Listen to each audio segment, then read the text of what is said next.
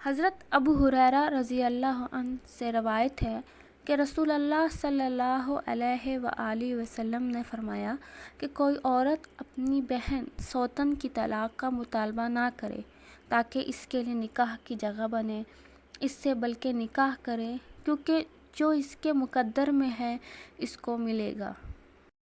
محمد بن کعب سے روایت ہے کہ معاویہ بن ابی سفیان نے منبر پر کہا، اے لوگوں، جو اللہ دے اس کا کوئی روکنے والا نہیں ہے، اور جو نہ دے اس کا کوئی دینے والا نہیں ہے، اور کسی طاقت والے کو اس کی طاقت کام نہیں آتی، یعنی انسان کی طاقت اللہ کے عذاب کو روک نہیں سکتی، یا اس کی مالداری اس کے کام نہیں آتی، صرف اعمال کام آئیں گے۔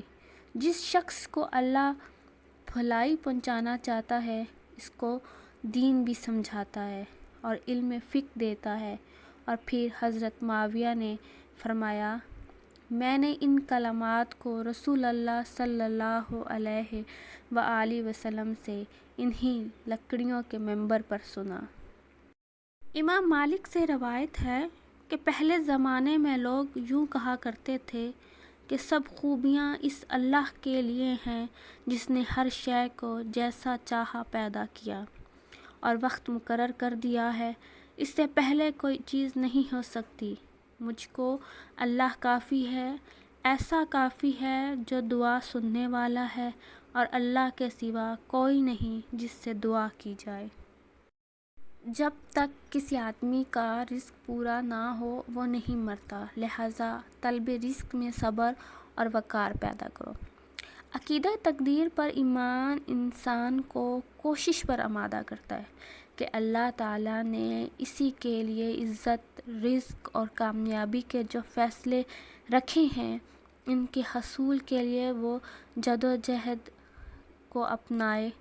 اسلامی عقیدے کی روح سے اللہ تعالیٰ سے حسن ظن بھی لازم ہے، لہٰذا ہمارا اللہ تعالیٰ کے لیے یہی عقیدہ ہے کہ اس قادر کریم اور غفور الرحیم نے جو کچھ اپنے علم کی بنیاد پر جو بھی ہمارے تقدیر میں لکھا ہے وہ اس کی رحمت اور علم پر مبنی ہے، لہٰذا اللہ کے ساتھ حسن ظن اور کوشش توکل کے مابین کامل توازن کا درس بھی ہمیں عقیدہ تقدیر سے ملتا ہے۔ اس لیے انسان کو چاہیے وہ کسی کے متعلق بری سوچ نہ رکھے، جیسا کہ اس حدیث میں فرمایا گیا ہے کہ کوئی عورت اپنی سوتن کی طلاق کا مطالبہ اپنے شوہر سے نہ کرے۔ شکوہ شکایت یا بدگمانی کے بجائے اسلام کے قانون عدل بین الزوجین پر عمل کرنا چاہے، تاکہ مرد اگر زائد شادیاں کرتا ہے تو عورتوں کا استحصال نہ کرے، اور عورتیں بھی مرد کے حق عقد ثانی میں ناجائز مداخلت کر کے مسائل پیدا نہ کریں۔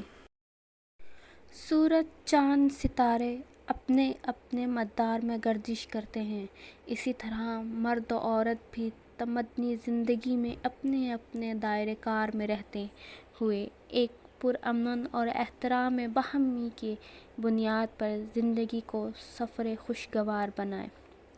بقول ارسطو کے یہ زندگی محبت کے لیے ناکافی ہے، لوگ نہ جانے نفرتوں کا وقت کہاں سے نکال لیتے ہیں۔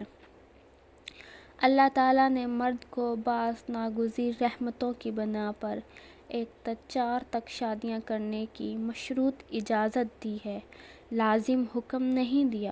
اللہ تعالیٰ کا فرمان ہے، اگر تم یتیموں کے ساتھ بے انصافی کرنے سے ڈرتے ہو تو جو عورتیں تمہیں پسند آئیں ان میں سے 2 3 4 سے نکاح کر لو، لیکن اگر تمہیں اندیشہ ہو کہ ان کے ساتھ عدل نہ کر سکو گے پھر ایک ہی بیوی رکھو۔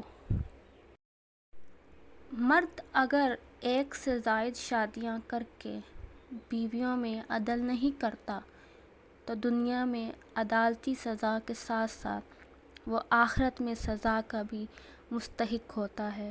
حضور صلی اللہ علیہ وآلہ وسلم کا فرمان ہے، جب آدمی کی 2 بیویاں ہوں اور وہ ان کے درمیان عدل نہ کرے تو وہ قیامت کے دن اس حال میں آئے گا کہ اس کا آدھا بدن گرا ہوا ہوگا۔ مسئلہ تقدیر کی حقیقی روح یہ ہے کہ انسان اس دنیا میں نہ تو شجر و حجر کی طرح مجبور محض ہے، نہ خالق کائنات کی طرح مختار کل ہے، بلکہ وہ جبر و اختیار کے بائن مقام پر ہے۔ بندہ اپنے افعال و اعمال کا مستقل خالق یا فاعل نہیں بلکہ سائی اور کاسب ہے، اور اسی اختیار سے متعلق اس کا محاسبہ ہوگا۔ اچھے افعال کرنے پر بندے کو انعام ملے گا اور برے کام کرنے پر سزا ملے گی۔ اگر بندے کو برائی کا اختیار دیا گیا ہے تو توبہ کا دروازہ بھی کھلا رکھا، اور اگر نیکی کرنے کا اختیار دیا ہے تو برائی کا رستہ بھی دکھایا۔ یا رب کائنات اگر انسان کو صرف نیک راہ دکھاتا تو انسان فرشتہ بن جاتا، اگر صرف برائی کا رستہ دکھاتا تو بندہ شیطان بن جاتا۔ فرشتے اور شیطان دونوں کے مابین انسان کو پیدا کیا۔ یہ اپنے ذاتی کسب و عمل سے توفیق الہی فرشتوں سے آگے نکل سکتا ہے، اور برائی کرنے سے یہ شیطان سے بھی آگے جا سکتا ہے۔ اللہ تعالیٰ کا فرمان ہے، ہم نے انسان کو نطفہ مخلوط سے پیدا کیا تاکہ اسے آزمائے، تو ہم نے اس کو سنتا دیکھتا بنایا اور اسے رستہ بھی دکھا دیا۔ اب خواہ وہ شکر گزار ہو خواہ ناشکرا۔ انسان اگر ہر حال میں اللہ تعالیٰ کی اطاعت اور رسول اللہ صلی اللہ علیہ وآلہ وسلم کا اتباع کرے تو مسئلہ تقدیر میں نہیں الجھے گا۔ بقول اقبال، تقدیر کے پابند نباتات و جمادات، مومن ہے فقط احکام الہی کا پابند۔ قدرت فیاض نے ہر انسان کو وقت، ذہانت، صلاحیت، عقل، شعور جیسی طبی اور قرآن سنت نبوی جیسے الہامی انعامات عطا کیے ہیں۔ انسان ان خزانوں سے فائدہ اٹھا کر اپنی بگڑی تقدیر سنوار سکتا ہے۔ علامہ اپنے روحانی مرشد مولانا روم سے مسئلہ تقدیر کا حل پوچھتے ہیں۔ مرشد سے عرض کرتے ہیں، اے شریک مستی خاصان بدر، میں نہیں سمجھتا حدیث جبر و قدر۔ اے وہ ہستی کہ جو اصحاب بدر کی طرح عشق رسول میں سرشار ہیں، اب میں سمجھا کہ انسان کس قدر بے اختیار اور کس حد تک با اختیار ہے، میں خود یہ نہیں سمجھ سکتا۔ مرشد نے جواب دیا، بالِ بزاں رسوائے سلطان بدر، بالِ زخاں رب گورستاں بدر۔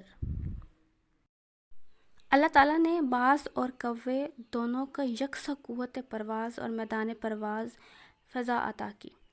دونوں ہی پرواز پر مجبور ہیں، لیکن باز عالی ہمت اور بلند حوصلہ ہے، اس لیے وہ اپنی قوت پرواز کی بدولت بادشاہ کے ہاتھ پر جا بیٹھتا ہے۔ کوا چونکہ پشت سمت اور بے حوصلہ ہے، اس لیے گورستان کی طرف اڑتا ہے، یعنی مردار کھاتا ہے، یعنی دونوں ہی اپنی حیات کے اعتبار سے با اختیار ہیں۔ یہی حال انسان کی تقدیر کا ہے۔